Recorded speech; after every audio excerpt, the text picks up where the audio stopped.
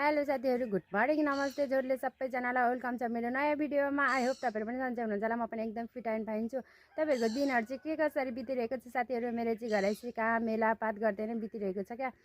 अनि आज चाहिँ धेरै दिनपछि म चाहिँ बाबुलाई पुरानो मन गर्न जाँदैछु। हामी चाहिँ बाटोमा आएर भिडियो स्टार्ट गरेको। यता छ मेरो बाबु। हेलो हेलो गर्देऊ, हेलो गर्दै आर्सन क्या हो।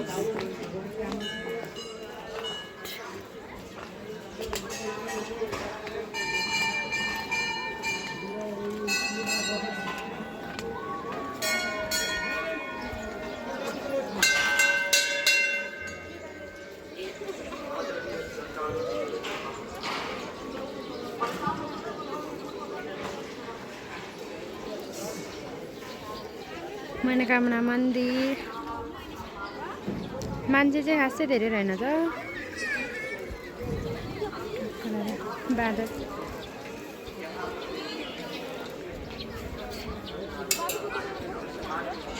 यो चाहिँ कति वर्ष पुरानो रुख हो।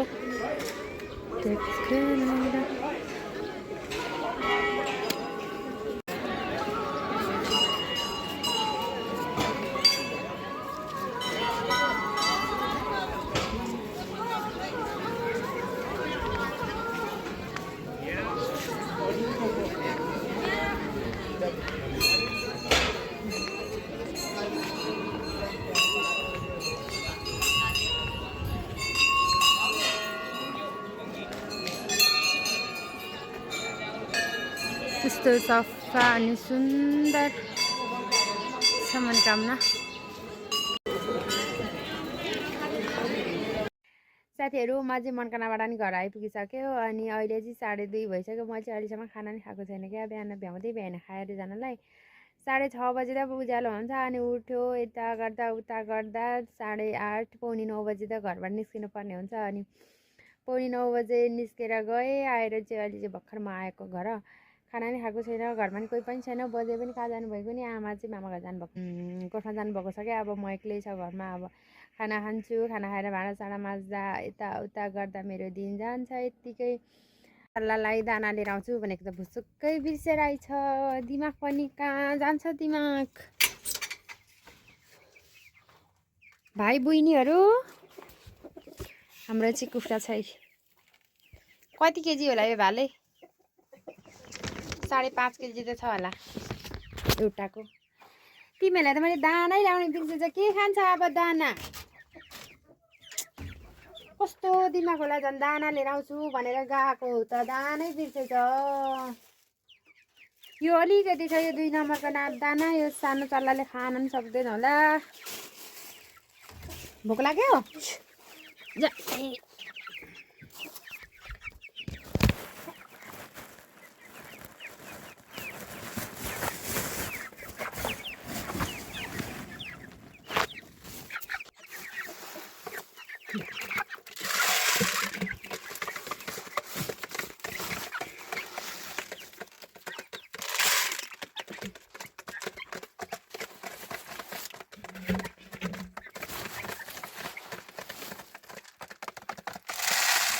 कति खाने हो?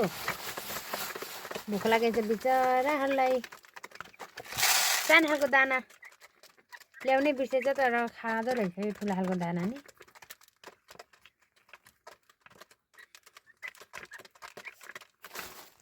अब बेलुका आमालाई ल्याउनु भन्नु होला।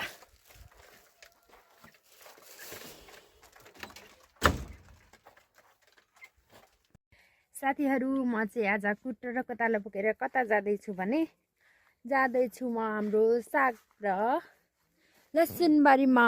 देख्न सक्नुहुनेछ हाम्रो सागको अवस्था यस्तो छ। हेर्नुहोस्, धनियाँको अवस्था यस्तो छ, लसुनको अवस्था यस्तो छ। साथीहरू, के गर्नु, गाउँघरको काम कहिल्यै नसकिने हो, कहिले नसकिने। एउटा काम गर्यो अर्को आउँछ, अर्को काम गर्यो अर्को हुन्छ। भगवान्, के गर्नु र। बल्ल बल्ल प्याज रोपेर सक्यो, फेरि लसुन गर्नुपर्ने छ, साग गर्नुपर्ने छ। लसुन यस्तो भइरहेछ। अनि नगरी काममा पुग्दैन खाना साँझ र बिहान भन्ने कविता त पढेकै हो। के गर्नु, गर्नै पर्यो, खानै पर्यो। आफूले गरेन भने सधैँ किनेर नि खाएर साध्य लाग्दैन साथी। दुःख त गर्नै पर्यो होइन, खानै पर्यो। यो झार ए भगवान, मारो मुझे मारो, पुर्लुक्कै मारो मुझे। के गर्नु र बोजे हाँ कुला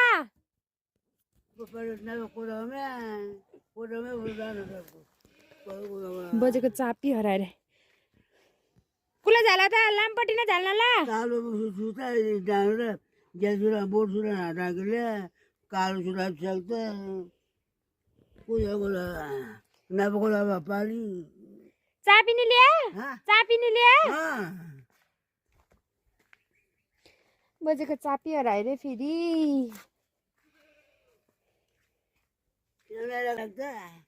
जाने कालो सक्छ जिरो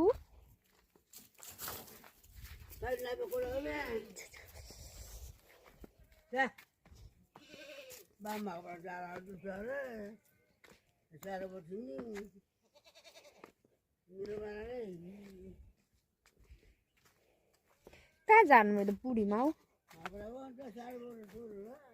भन्छ घारीले होला।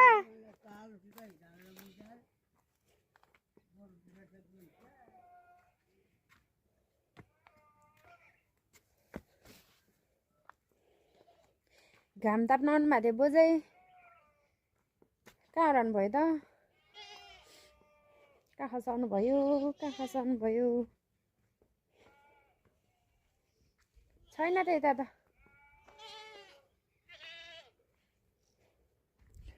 यहाँ बस्नु भारे बोजै, बोजै चाहिँ जहिले यो बोरा बोकेर हिँड्नुहुन्छ हौ बोक्नु।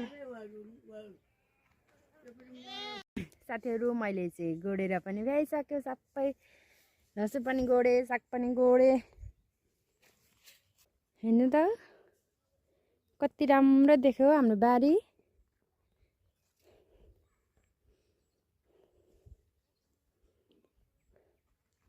कोरीबाटी गरेर त कति राम्रो सुन।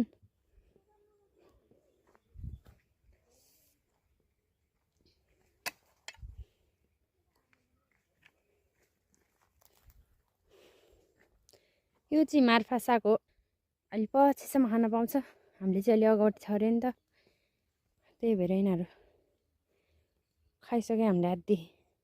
अब यसलाई सट्ट पानी हालिदिनुपर्छ भोलि, अनि राम्रो हुन्छ फेरि। अब खाना बनाएर खानुपर्ने हुन्छ।